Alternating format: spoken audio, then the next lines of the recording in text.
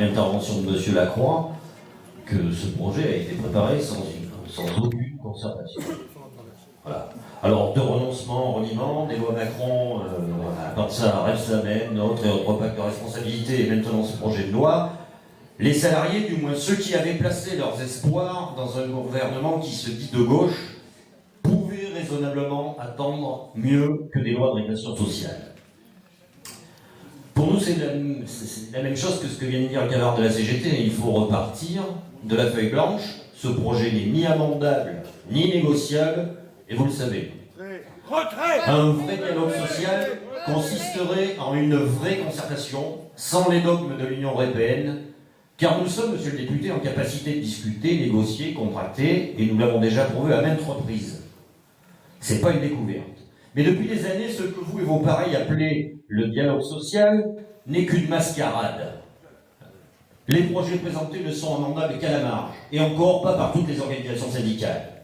Alors, mesdames, messieurs, je vais vous dire quand même quelque chose, parce qu'il faut qu'on se le dise. On entend, à longueur de journée, dans les manifs, un peu partout, la CFDT trahit. Alors, on va être clair, ce n'est pas une insulte, c'est la vérité historique. La CFDT ne trahit pas. Elle fait ce pourquoi elle a été créée. Alors, nous ne sommes pas des co-gestionnaires, vous le savez, et notre seule et unique raison d'être, c'est la défense des intérêts matériels et moraux individuels et collectifs des salariés. Et rien d'autre. Alors, interlocuteur naturel en démocratie, le syndicalisme ouvrier n'a pas vocation à être un partenaire intégré aux besoins des gouvernements quels qu'ils soient, même de gauche. Nous sommes, et nous ne sommes pas, nous ne serons jamais des co-législateurs. Il y en a d'ailleurs qui font bien mieux que nous. D'ailleurs, ce système de co-législateur porte un nom de sinistre mémoire, je vous rappelle, c'est le corporatisme, et on l'a déjà vu.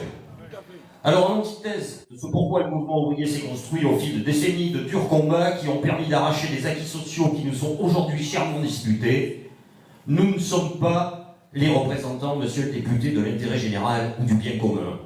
Nous sommes les représentants des intérêts très particuliers des salariés. Tout comme le monsieur qui représente la CGPME représente les intérêts très particuliers du patronat.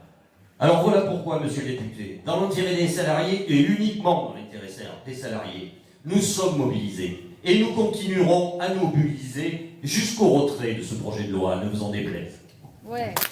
Bravo.